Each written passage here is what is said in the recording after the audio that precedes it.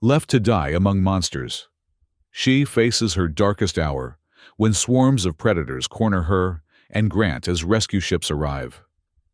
In a desperate moment, She's mysterious wristband activates, channeling brilliant blue energy through her small body.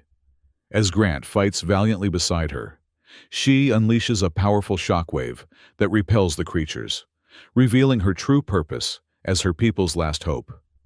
Retry Claude can make mistakes. Please double-check responses. The forest trembled. Massive trees swayed under the weight of creatures that shouldn't exist, their bark glistening with moisture in the purple-tinged light. This was no place for the small and weak, no place for a child. And yet, there she was. She huddled beneath the hollow of a fallen giant, her violet skin almost translucent against the dark loam. 7 cycles old, barely more than an infant by her people's standards. She pressed herself deeper into the rotting wood as something large moved in the distance. The crash that had brought her here still echoed in her ears, metal tearing and voices screaming. Now, there was only silence broken by the occasional distant roar. She looked down at her arm where the metal band circled her wrist, its red glow pulsing weakly. The device was supposed to connect her to the others, to the safety of the ship and her people. But the signal had gone dead hours ago, shortly after she'd crawled from the wreckage. She touched her leg, where the makeshift bandage, torn from her own shimmering garment, was now soaked through with indigo blood. The pain had dulled to a persistent throb, but hunger clawed at her insides. She'd been taught what plants might be safe on unclassified worlds. But fear kept her rooted to this spot. Fear, and the certainty that whatever had attacked their research vessel was still out there. Night was falling, the already dim light fading to near darkness. She's people could see better than humans in low light, but even her vision had limits. She needed to move, to find water and shelter more secure than this hollow log. Gathering her courage, she crawled from her hiding place. The forest floor squished beneath her 6-fingered hands, each digit tipped with a soft, rounded pad. She wasn't built for this environment. Her kind evolved on rocky plains under twin suns, not in this perpetual twilight of dripping vegetation and hidden predators. She stood, testing her injured leg. It held her weight, barely. She took a faltering step, then another, using a branch as a makeshift crutch. The trees loomed above her, their canopies merging into a dense ceiling that blocked out the stars. She couldn't even see which direction might lead back to the crash site. A distant snap made her freeze. Something was moving through the underbrush, something large. She's breath caught in her throat as she pressed herself against the nearest trunk, willing her purple skin to blend with the shadows. The sound grew closer, heavy footfalls, breathing that came in wet, rasping gusts. Then she saw it, through a gap in the foliage. A massive creature, its body covered in overlapping plates of natural armor. It moved on 4 thick limbs, each ending in claws that sank deep into the soft earth. Its elongated head swung from side to side as it scented the air, and she realized with horror that it was tracking her, following the trail of her blood. She needed to run. But where? The forest stretched endlessly in all directions, a labyrinth of identical trunks and shadows. The creature snorted, a guttural sound that vibrated through She's small frame. It had caught her scent more clearly now. Panic seized her.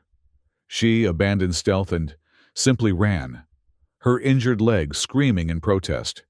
She crashed through undergrowth, branches whipping at her face, roots threatening to trip her with every step. Behind her, the creature bellowed, a primal roar that seemed to shake the very air, and gave chase. She could hear it gaining, its massive body smashing through obstacles that slowed her down. Tears streamed down her face as she pushed herself beyond the limits of her endurance. This wasn't how it was supposed to end. Her first mission observing primitive worlds, and she would die before ever reporting back what she'd learned. The creature roared again, closer now. She risked a glance over her shoulder and stumbled, her injured leg finally giving out. She fell hard, skidding through the muck. The impact knocked the breath from her lungs, and for a crucial moment, she couldn't move. The predator burst from the undergrowth, its armored hide gleaming dully in the fading light. It towered over her, easily 4 times her height, jaws opening to reveal rows of serrated teeth. She raised her arms in a futile gesture of protection, a sob escaping her throat as she closed her eyes. The expected pain never came. Instead, there was a sharp crack, a sound unlike anything in the forest. She's eyes flew open as the creature staggered sideways, dark fluid seeping from a wound in its shoulder. It roared in confusion and pain, swinging its massive head toward this new threat. A figure emerged from the shadows, bipedal, moving with purpose. It wore some kind of dark armor that blended with the forest gloom, but she recognized the silhouette immediately from her studies. Human. The human raised an object, a weapon, and fired again. The crack split the air, and the creature bellowed as a second wound appeared on its flank. It charged toward this new threat, seemingly forgetting about she entirely. The human didn't flee. Instead, it stood its ground, firing repeatedly until the massive beast finally faltered. With a final, frustrated roar, the creature turned and crashed back into the undergrowth, leaving a trail of dark fluid in its wake. Silence fell over the forest once more. She remained frozen where she'd fallen, unsure if this new arrival represented salvation or merely a different kind of danger. Her people had studied humans from afar, but had never made direct contact. They were unpredictable, these humans, capable of both extraordinary compassion and terrible violence. The figure approached slowly, weapon still ready but no longer raised. As it drew closer, she could make out more details. The armor wasn't as comprehensive as she'd first thought, more of a reinforced suit with protective plating at critical areas. The human's face was partially visible now, shadowed by a hood, but distinctly male by her species' recognition patterns. He stopped a few paces away, studying her with an intensity that made she shrink back. She knew she must be a strange sight to him. Violet skin, large iridescent eyes that took up nearly half her face, the delicate ridges that ran along her temples and down her neck. "You're hurt," he said finally, his voice rough but not threatening. He holstered his weapon slowly, as if trying not to startle her. She didn't respond. She couldn't. Her people had learned many human languages through their monitoring, but she'd never actually spoken one aloud. Her translator had been lost in the crash. The human seemed to understand her silence. He knelt, still keeping some distance between them, and reached slowly into a pack at his side. She tensed, ready to attempt escape despite her injuries, but he merely withdrew a small container and placed it on the ground between them. "Water," he said, then mimed drinking. Thirst overrode caution. She hadn't had anything to drink since before the crash, and her body, adapted for a much drier world, was suffering badly in this humid environment.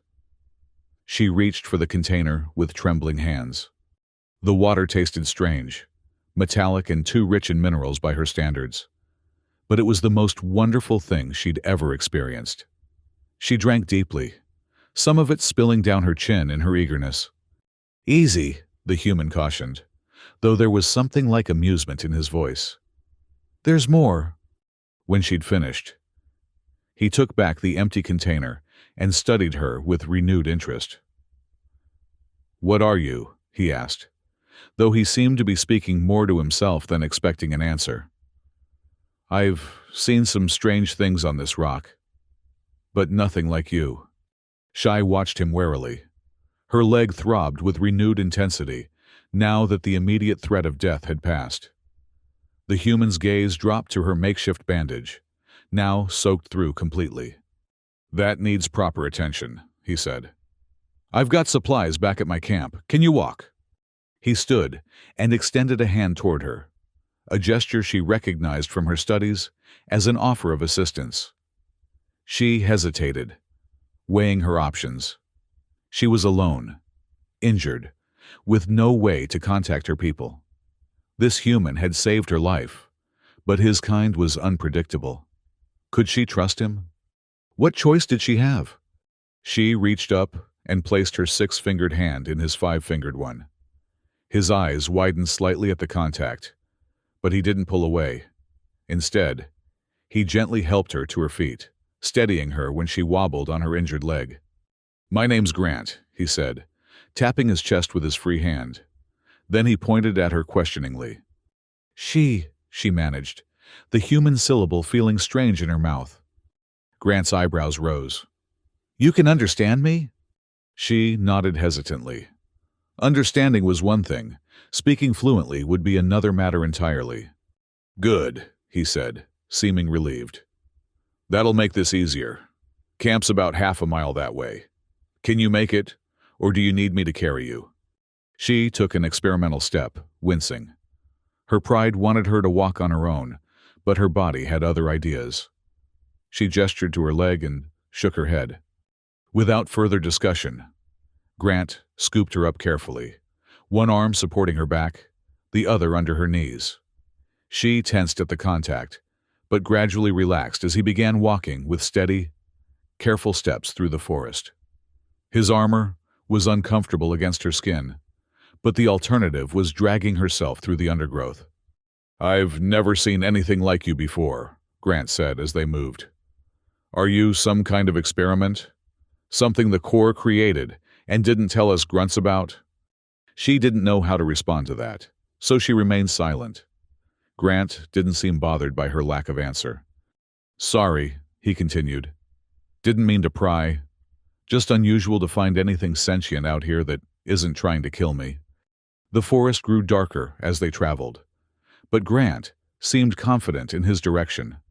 Occasionally, sounds would emerge from the darkness, roars, chittering, once a high-pitched keening that made She's skin crawl. But nothing approached them. Perhaps the other creatures could sense that this human was dangerous. Finally, a clearing appeared ahead. In its center sat a small structure, not quite a building, more of a reinforced tent with metal supports. Various equipment was arranged neatly around it, including what looked like communication devices and monitoring stations. "Home sweet home," Grant said as he carried her into the clearing. "Temporary research outpost. I'm supposed to be fixing the long-range transmitter, but something's interfering with the signal. Been stuck here 3 weeks now." He carried She to the tent and ducked inside. The interior was sparse but orderly, a sleeping area, storage containers, and what appeared to be a workstation covered in tools and disassembled electronics. He set her down carefully on a folding cot. "Let's take a look at that leg," he said, kneeling beside her. He reached for her makeshift bandage, then paused, looking up at her face. "Is this okay?" She appreciated the consideration. She nodded, though anxiety fluttered in her chest. Grant carefully unwrapped the soiled fabric, revealing the gash beneath. It was several inches long, not deep enough to hit bone, but still serious. The edges had begun to take on a worrying, darker shade of purple. Grant frowned. "That needs cleaning before infection sets in. This might hurt." He retrieved a medical kit from one of the storage containers and set to work. She bit back cries as he cleaned the wound with solutions that stung and burned. Her kind didn't have the same vulnerabilities to earth bacteria that humans did, but this planet's microbes were unknown territory for both species. "You're brave," Grant commented as he worked. "Most kids I know would be screaming the place down."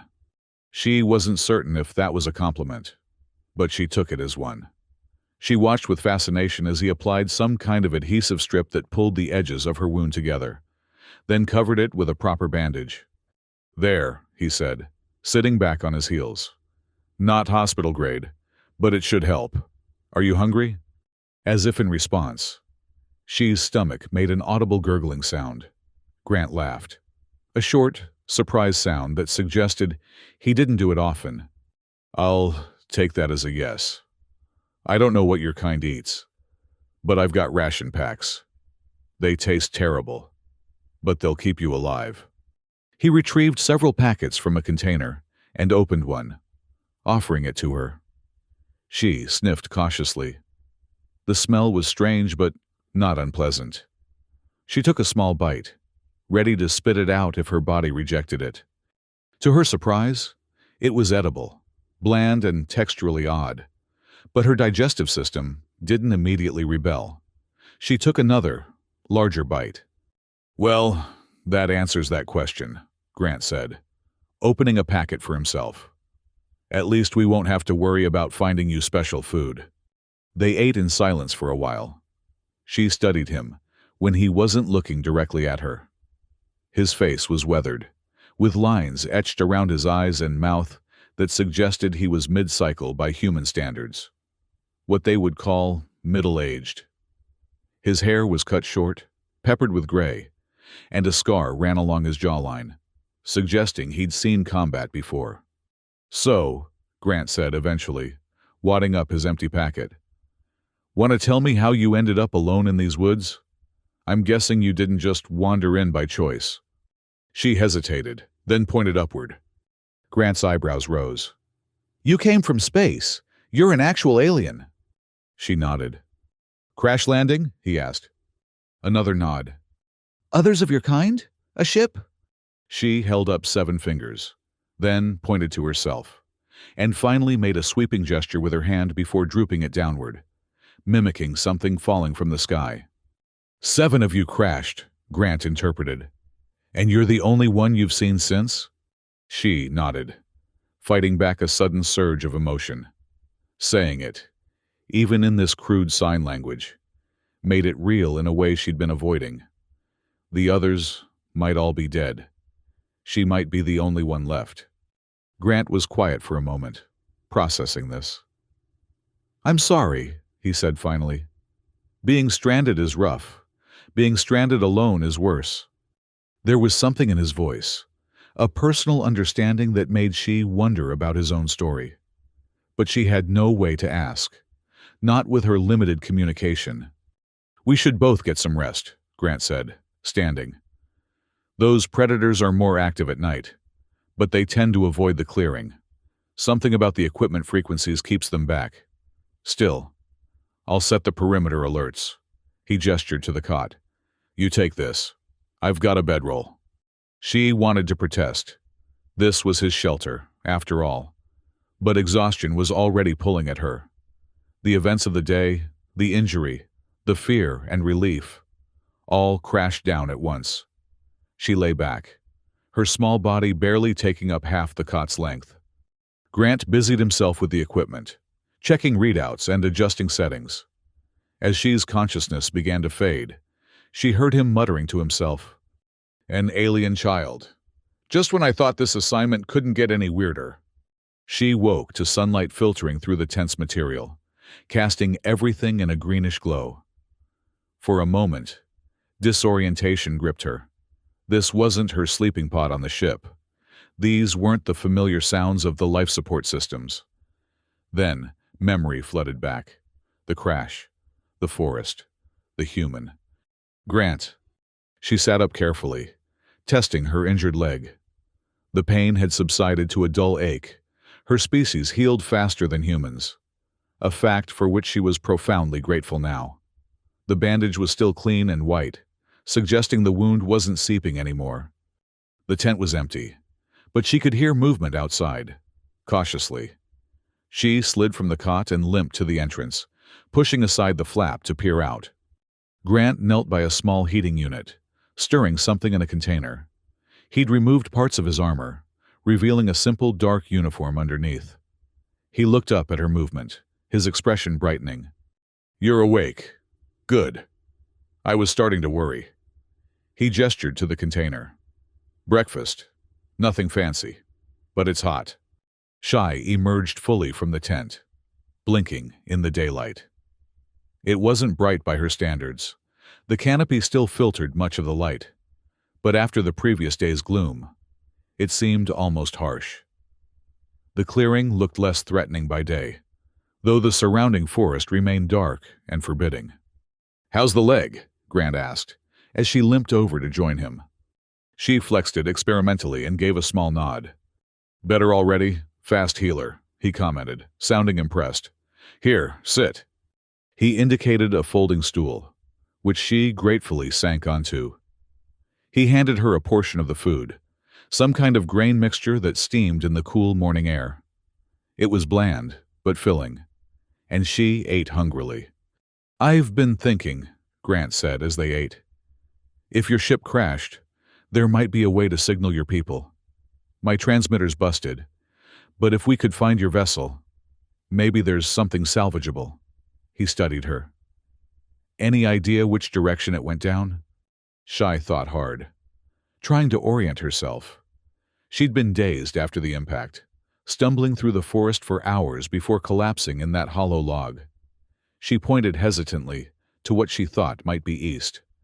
"That way? How far, do you think?" She spread her hands uncertainly. "Yeah, hard to judge distance when you're running for your life," Grant acknowledged. "Well, it's a start. Once your leg's a bit stronger, we could try to find it." He paused.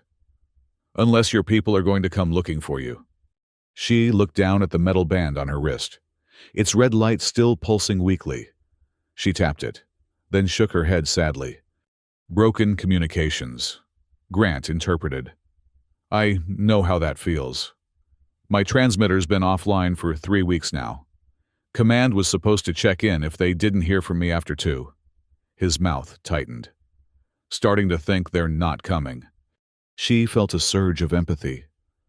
They were both stranded, both waiting for a rescue that might never come. She reached out hesitantly and placed her 6-fingered hand on his arm. Grant looked surprised at the gesture, but after a moment, he offered a small smile. "Thanks, kid. We'll figure something out." They spent the morning in the clearing. Grant showed she his equipment, explaining each piece in simple terms she could understand. Some of it was familiar, similar to technology her people used, though cruder. Other devices were completely foreign. She found the differences fascinating, momentarily distracted from her predicament by this chance to learn about human technology up close. Grant, for his part, seemed equally curious about her. He asked questions she could answer with gestures or nods, gradually building a rudimentary understanding of her species.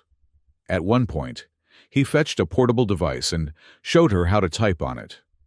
She knew written human languages from her studies and was able to pick out simple words, though constructing sentences was beyond her current ability.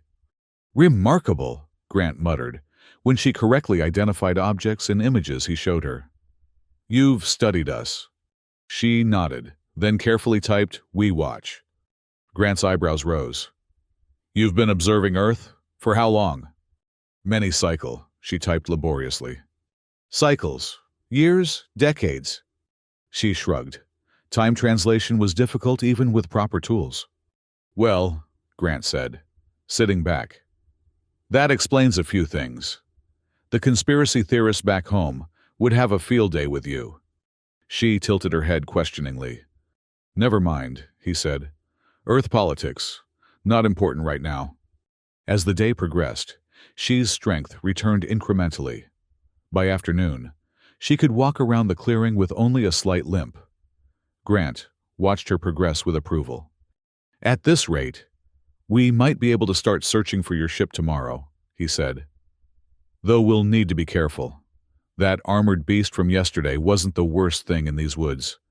As if to emphasize his point, a distant roar echoed through the trees, followed by a crashing sound that suggested something large was on the move. Grant's hand moved instinctively to his weapon. "That sounded closer than usual," he muttered. He moved to one of the monitoring stations, checking readings with a frown. "Something's stirred them up. They're moving in patterns I haven't seen before." She joined him, peering at the screen. It showed heat signatures moving through the forest, dozens of them, all larger than a human, and many seemed to be converging toward a point to the east. "That's the direction you indicated," Grant said, his voice tense. "If that's where your ship went down." A sudden realization struck She. The creatures were attracted to the crash site. Perhaps the ship's power systems were still partially active, generating heat or sounds that drew them. Or worse, perhaps they'd found the remains of her crew. The thought made her stomach clench. She tugged urgently at Grant's sleeve, pointing to the screen and then to the east. "You want to head that way now?" Grant asked, surprised. "It's too dangerous. Those readings suggest at least 20 large predators in that area." She pointed again, more insistently. If there was any chance her crewmates were alive, trapped with those creatures closing in, Grant studied her determined expression. "You think someone survived," he said finally. It wasn't a question. The odds aren't good, and if we go charging in there, we might not make it back." Shy knew the risks, but she also knew she couldn't live with herself if she didn't try. She'd been taught that her people valued all life, that no one was left behind if it could be helped. She couldn't abandon that principle now, not when it mattered most. She straightened her small frame and met Grant's gaze steadily. Something in her expression must have reached him, because after a long moment, he sighed. "All right, but we do this smart." He turned to gather equipment. "We'll need weapons, supplies, medical kit, and you'll stay behind me at all times, understand?" She nodded eagerly, already moving to help collect what they might need. Grant packed efficiently, his movements suggesting long practice. Into a backpack went ration packets, water containers, medical supplies, and various tools. He checked his weapon thoroughly, then strapped a second, smaller one to his thigh. "Ever used one of these?" he asked, holding up yet another pistol-like device. She shook her head. "It's simple enough. Point and pull the trigger. But it's a last resort, understand? Noise attracts those things." He placed it back in his pack. "Hopefully, we won't need it." Within 30 minutes, they were ready. Grant secured the camp as best he could, activating additional perimeter defenses. "No guarantee it'll all be here when we get back," he muttered. "But Command will have to reimburse me if it's not." They set out eastward, Grant leading the way with a scanner in one hand and his weapon ready in the other. She followed close behind, her senses alert for any threat. The forest seemed different in daylight, no less menacing, but at least more visible. Massive trees stretched upward, their trunks wider than Grant was tall.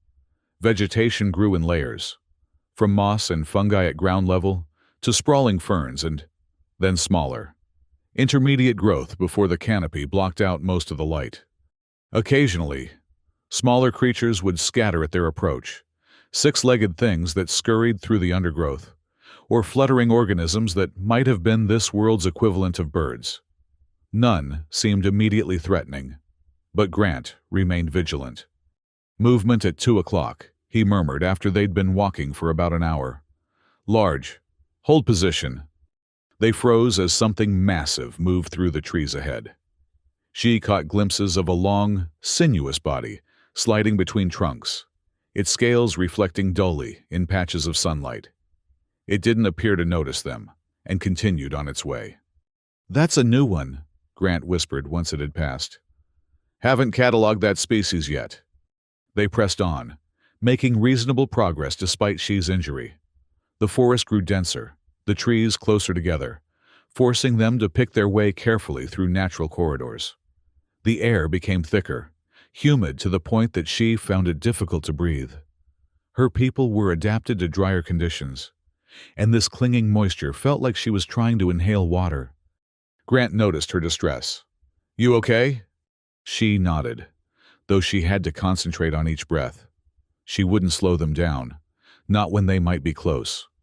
The scanner in Grant's hand beeped suddenly, causing them both to jump. He quickly silenced it, studying the readout with intense focus. "Metal," he said quietly. "Large concentration, about half a kilometer ahead. Could be your ship." She's hearts beat faster, both of them, the primary and secondary, accelerating in tandem. They were close. But the scanner showed something else too. Heat signatures surrounding the metal concentration. Many of them, moving in patterns that suggested hunting or feeding behavior. Grant's expression was grim. "We're going to need a different approach. There are too many to fight through directly." He studied the scanner, then the surrounding forest. "There," he said, pointing to a massive fallen tree that created a natural ramp up to a lower branch of one of the giants. "We can move through the canopy. These creatures seem to be primarily ground-based. Might give us a chance to get closer without being detected." The climb was challenging, especially for she with her injured leg. But Grant helped her, providing support where needed. Once they reached the first massive branch, the going became easier. The huge trees had grown so close together that their limbs intertwined, creating a natural network above the forest floor. They moved more quickly now, Grant leading the way with occasional glances at the scanner. She found the higher elevation easier to breathe in, the air slightly less saturated with moisture. She could see farther too, glimpsing breaks in the canopy ahead where something had torn through the ancient trees. "We're close," Grant whispered, pointing. "See that clearing?" About 100 meters ahead, sunlight poured through a massive gap in the canopy. Around its edges, trees had been snapped like twigs, their massive trunks splintered by some tremendous force. And in the center of the destruction, reflecting the light, she's breath caught. It was her ship, or what remained of it. The sleek, oval craft that had brought them to this world now lay broken. Its hull split open like a seed pod. Parts had scattered across the clearing, and scorch marks suggested there had been fires, though they had since burned out. But what truly chilled her was the movement around the wreckage. Creatures prowled the clearing, the armored beasts like the one that had nearly killed her, and others she hadn't seen before. Some walked on multiple legs, others slithered or hopped. All seemed drawn to the ship, investigating the alien object that had fallen into their territory. "I don't see any survivors," Grant murmured, using a small device to magnify his view. No movement inside the wreckage, no signs of camps or defenses being set up. She refused to give up hope. She pointed to the scanner, then to her wristband with its pulsing red light. Grant understood. "You want to check if there are any signals like yours? Good thinking." He adjusted the scanner, calibrating it to search for specific energy signatures. For several tense moments, nothing happened. Then a soft beep, and a new reading appeared, a faint energy signature coming from within the ship. "There's something still active in there," Grant confirmed. "Could be survivors. Could just be systems on emergency power." He studied the situation, his expression calculating. "Getting down there won't be easy. Those predators have the wreck surrounded." She had come too far to turn back now. She pointed to herself, then to the ship, her intention clear. "I know you want to check," Grant said, "but we need a plan. Those things will tear us apart if we just walk in." He thought for a moment, then unzipped a pocket on his suit and withdrew a small object. "Distraction device," he explained. "Creates sound and heat signatures that will draw them away. But it won't last long, maybe 10 minutes. We'd need to move fast." She nodded her understanding. It was risky, but it was their best chance. "All right," Grant said. "We'll circle around to the far side of the clearing. I'll set off the device on the opposite end. When they move toward it, we make a run for the ship, get inside, look for survivors, and get out before they realize they've been tricked. Clear?" She nodded again, determination hardening within her. They began moving through the canopy, circling the clearing while staying hidden among the branches. Occasionally, one of the creatures below would look up, sensing movement, but they managed to avoid detection. When they reached the far side, Grant pointed to a spot where a section of the hull had been peeled back, creating an opening. "That's our entry point. Stay close to me, and if I say run, you run. No questions, no hesitation." Got it?" She gave a solemn nod. Grant activated the distraction device, made a few adjustments, then hurled it with remarkable accuracy into the forest on the opposite side of the clearing. For a few seconds, nothing happened.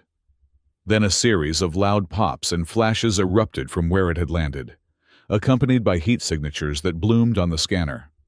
The effect on the creatures was immediate. Heads swung toward the disturbance, bodies tensed, and then, as one, they moved toward the source of the commotion. Not all of them. A few remained near the ship, too focused on whatever had drawn them there, but enough to create an opening. "Now," Grant whispered, and they descended quickly from the canopy. The moment She's feet touched the ground, reality hit her with full force. They were exposed, vulnerable. The clearing offered no cover, and the distance to the ship suddenly seemed much greater than it had from above. Grant moved with practiced stealth, but even he couldn't be completely silent crossing the debris-strewn ground. A sound made She freeze, a low growl from behind a piece of the ship's hull. Grant motioned for her to stay put as he edged forward, weapon ready. A smaller predator, roughly the size of an earthwolf but with 6 limbs and a bifurcated jaw, emerged from behind the debris. It hadn't seen them yet, its attention focused on something within the wreckage. Grant took careful aim and fired, a soft phut that was nothing like the loud cracks of the previous day. The creature dropped instantly, a tranquilizer dart protruding from its neck. "Quiet rounds," Grant explained in a whisper. "Won't kill, but they'll sleep for hours. Come on." They reached the tear in the hull without further incident.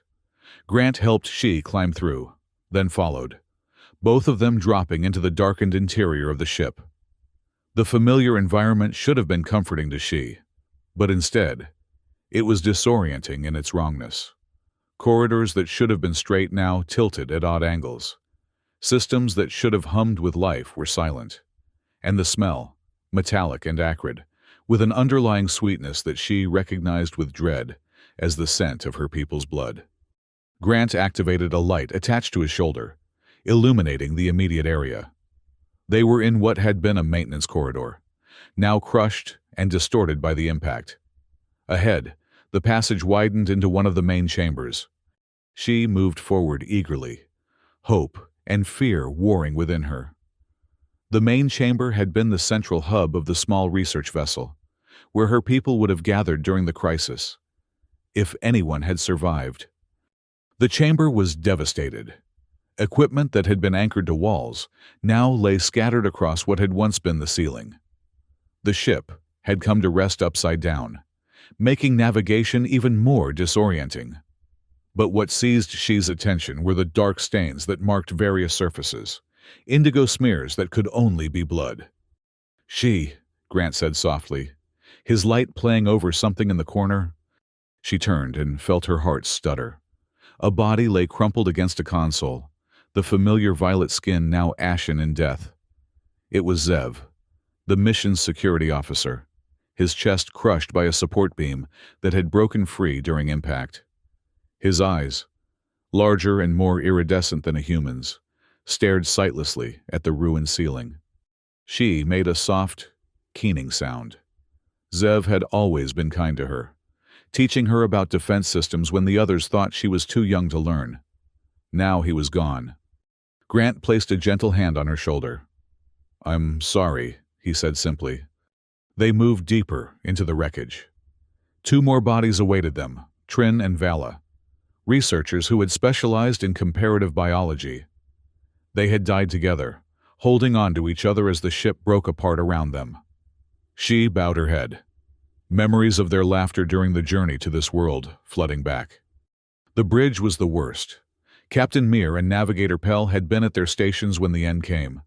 Whatever had struck their ship had hit with enough force to breach the hull instantly. They hadn't stood a chance. That left only one unaccounted for.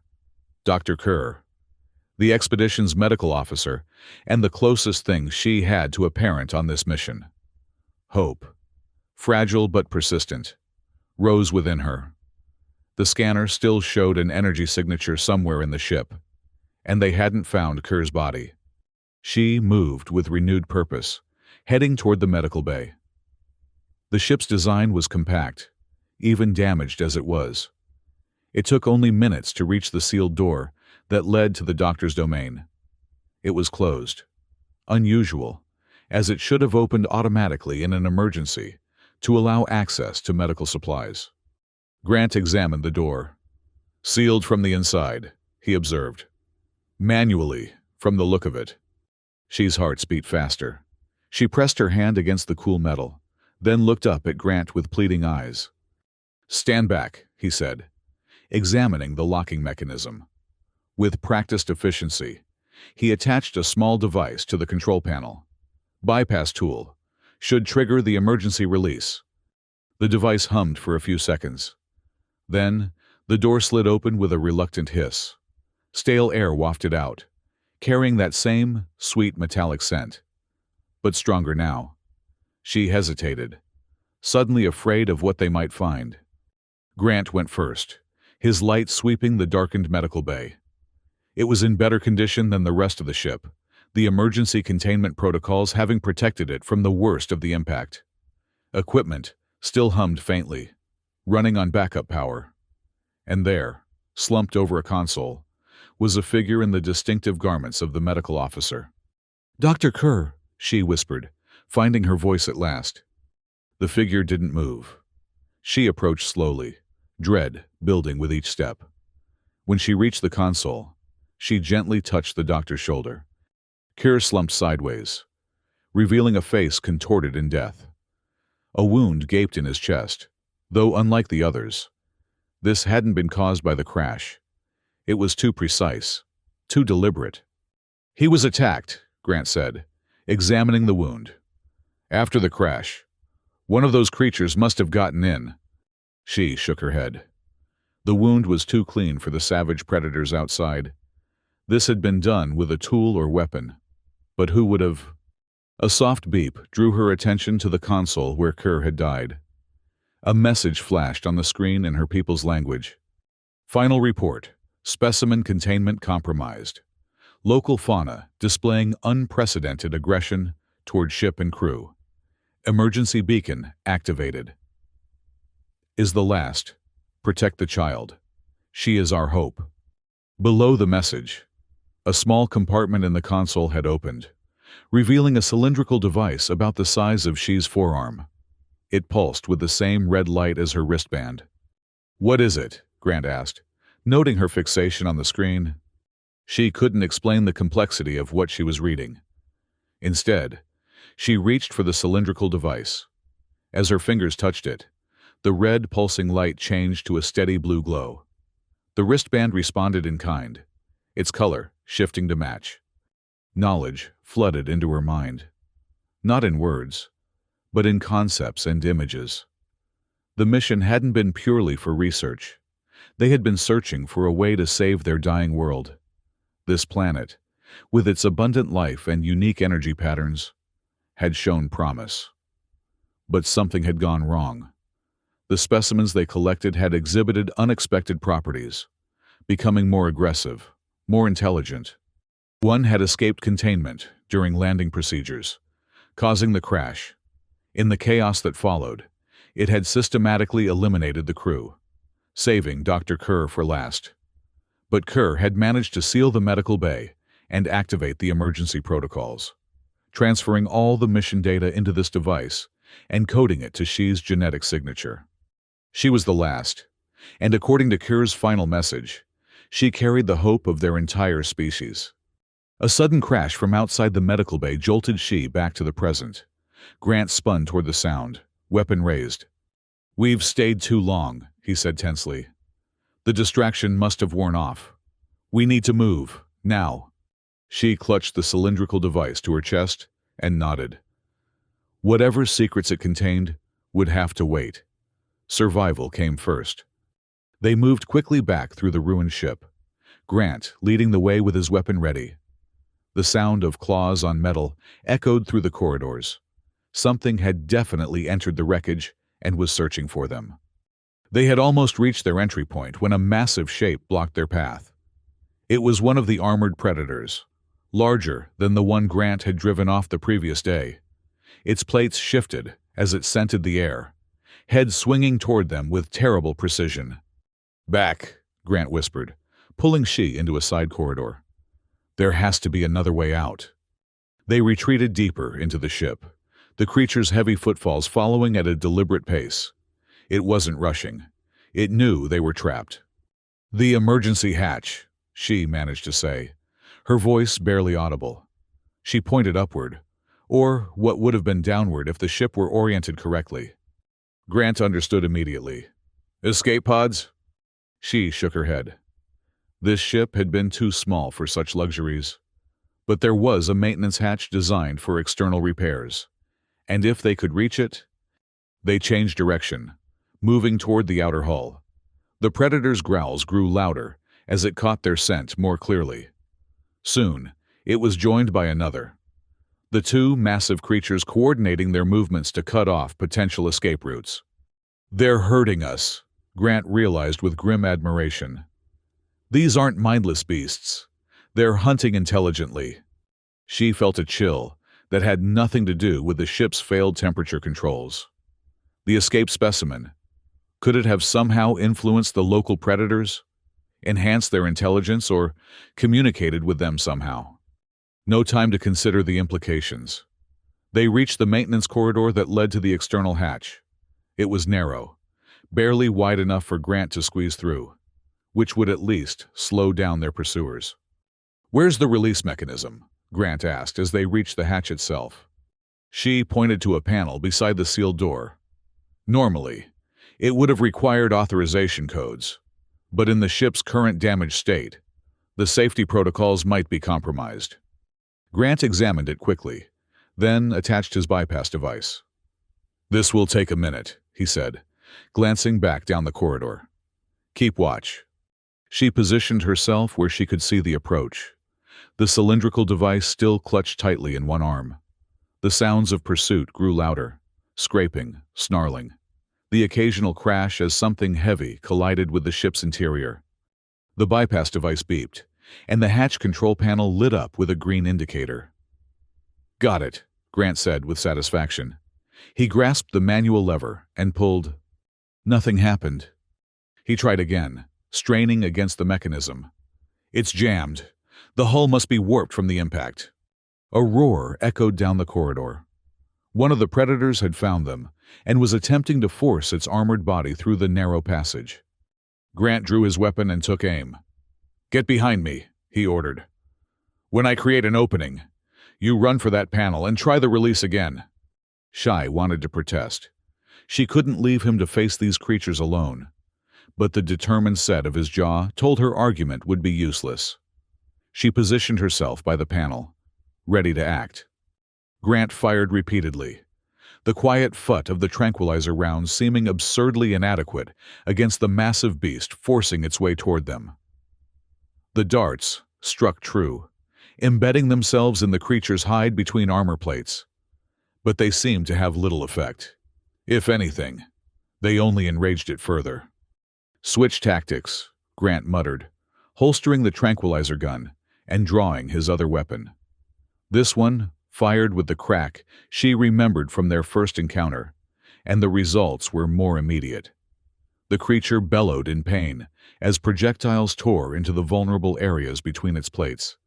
It retreated slightly, giving She her chance. She lunged for the panel, pulling on the release lever with all her strength.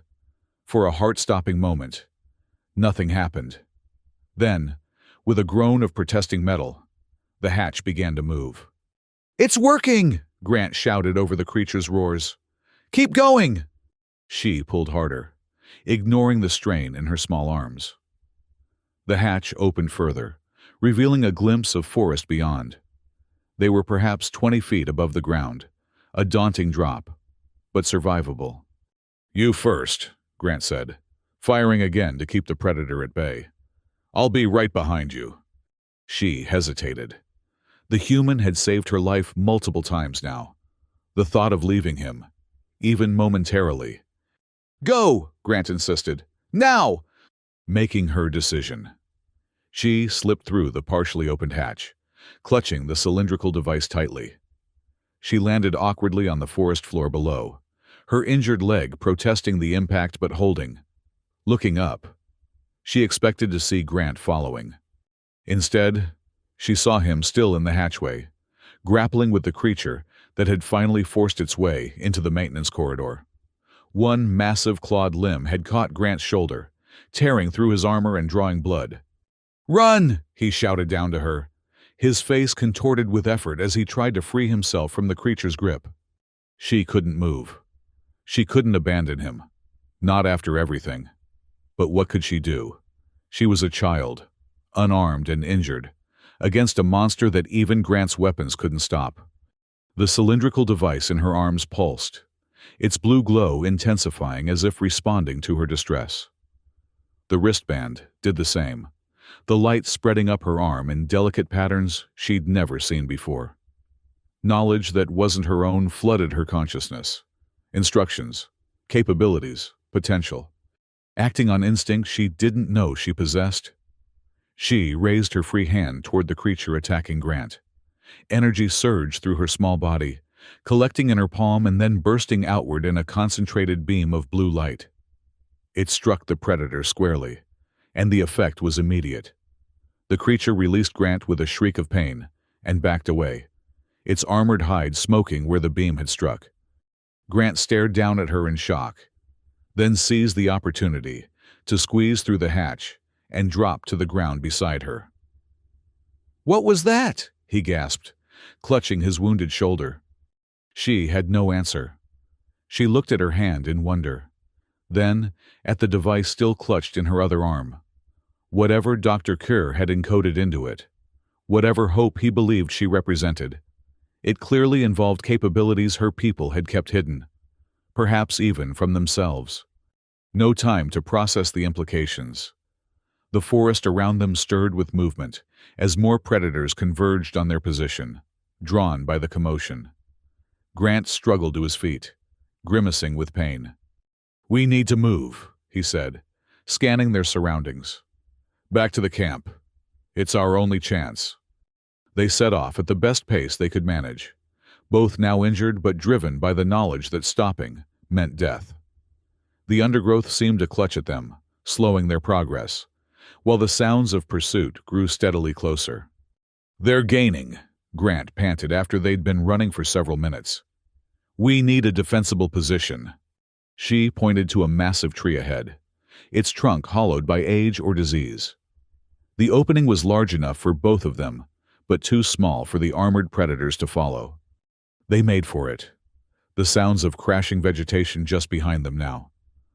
As they reached the hollow, Grant all but threw She inside, then turned to face the oncoming threat, weapon raised.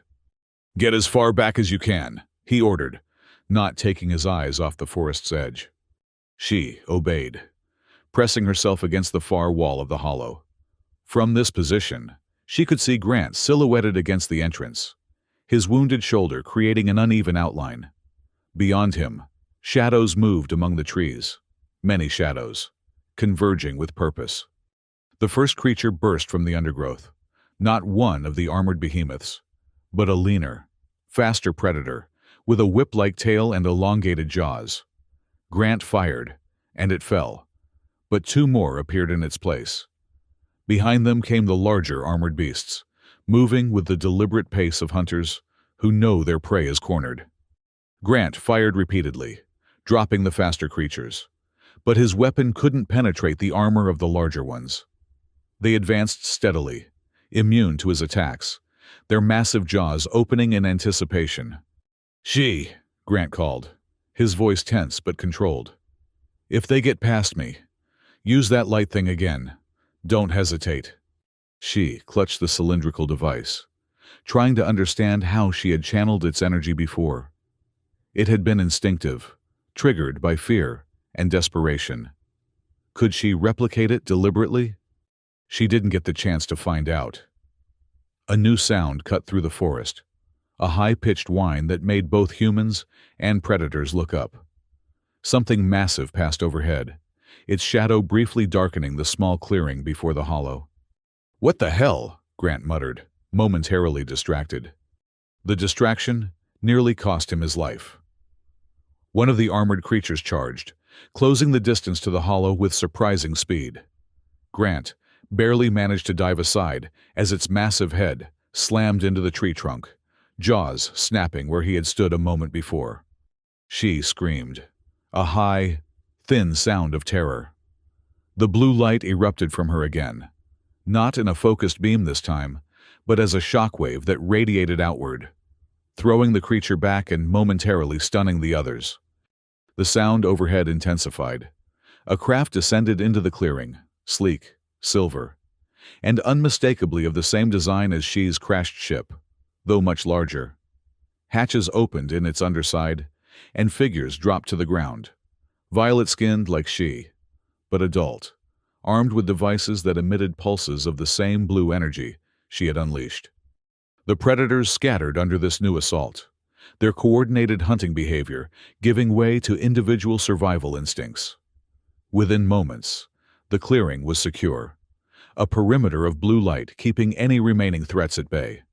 One of the newcomers approached the hollow, a tall figure with the distinctive markings of command around the ridges on his neck. "She," he called in their language. "We've come for you." Ishi stepped forward hesitantly, hardly daring to believe. "Commander Zax?" The commander nodded, his large eyes taking in her injured state and the device she still clutched. "Dr. Kerr's emergency beacon reached us. We came as soon as we could." His gaze shifted to Grant, who stood warily at the hollow's entrance, weapon still ready. "You found help." "He saved me," she said simply, multiple times. Zax studied the human with new interest. "Then we owe him a debt."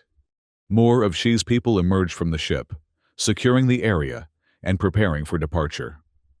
One approached Grant, medical kit in hand, gesturing to his wounded shoulder. After a moment's hesitation, Grant allowed the alien to examine and treat the injury. "Your mission was compromised," Zax told She, kneeling to her level. "Something escaped containment. Something we didn't fully understand." "It killed the others," She said quietly. "Dr. Kerr was the last. He left this for me." She held up the cylindrical device. Zax's eyes widened. "The research data. And he encoded it to you?" When She nodded, he placed a gentle hand on her shoulder. "He was right to trust you. You've done well, She. Beyond well." The medical officer treating Grant finished his work and stepped back. Grant flexed his shoulder experimentally, looking impressed at the rapid healing. "Your friend will need to come with us," Zax said to She. "We cannot leave him here with the knowledge he now possesses, and this area is no longer safe. The escaped specimen has altered the local ecosystem in ways we didn't anticipate." She translated as best she could for Grant, who listened with a thoughtful expression. "So I'm being abducted by aliens," he said when she finished. There was a hint of amusement in his voice. "Can't say that was in my mission parameters." "You would be honored, guest," She managed in halting English. "Not prisoner." Grant looked at the surrounding forest, then at the secure advanced ship waiting to take them away. "Well, my transmitter's still busted, and Command doesn't seem to be in a hurry to check on me," he shrugged. "Might as well see what the universe has to offer." Preparations for departure were swift. The rescue team collected what they could from the crashed ship, particularly focusing on securing any remaining specimens or research materials. Grant returned to his camp briefly, accompanied by two of She's people, to collect essential personal items and to send a coded message to his superiors that would only be understood if they eventually came looking for him. As they prepared to board the rescue vessel, She found herself standing beside Grant, watching the forest that had nearly claimed both their lives. Despite everything, she felt a strange reluctance to leave. This world, hostile as it was, had changed her forever. "Second thoughts?" Grant asked, noticing her hesitation. She shook her head. "Just remembering." Grant nodded in understanding. It's been quite a journey for someone your age. For both of us, she replied, her English improving with practice. Commander Zax approached them. We're ready for departure. The containment team will remain to track down the escaped specimen, but we must return to the homeworld with the research data. He looked at She significantly. And to determine the full extent of what it has activated in you. She touched the wristband, now glowing a steady blue. The power she had manifested was still largely a mystery to her, but she sensed it was only the beginning.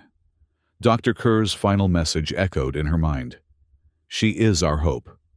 What happens now? Grant asked as they boarded the ship. She translated the question for Zax, who considered his response carefully. Now we continue our work, the commander replied. Our world faces challenges that this research may help address.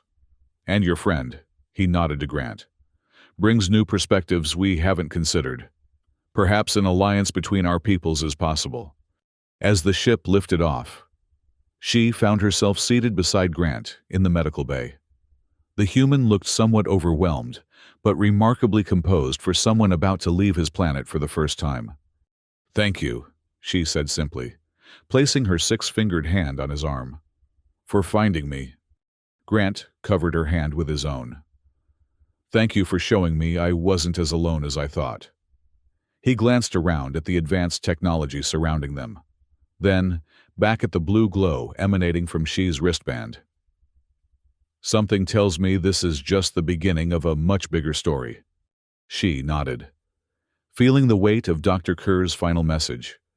She was the last of the original mission, but not the last of her kind. And whatever power had awakened within her, whatever hope she represented, she wouldn't face it alone. The ship rose above the canopy, leaving the dark forest behind. Through a viewport, she could see the curve of the planet, so different from her homeworld yet beautiful, in its wild, untamed way. Somewhere down there, the thing that had killed her crewmates still lurked, changing and adapting. Someday, they might have to return to face it. But today, they were going home, and for the first time since the crash, she allowed herself to feel something beyond fear and survival. Hope. Grant seemed to sense her thoughts. It's going to be okay, he said, his voice carrying the quiet confidence that had sustained them through their ordeal. Whatever comes next, we'll face it together. As the ship accelerated toward the stars, she believed him. She had been left to die among monsters, but a human had found her. And in that unlikely meeting, perhaps both their worlds would find salvation.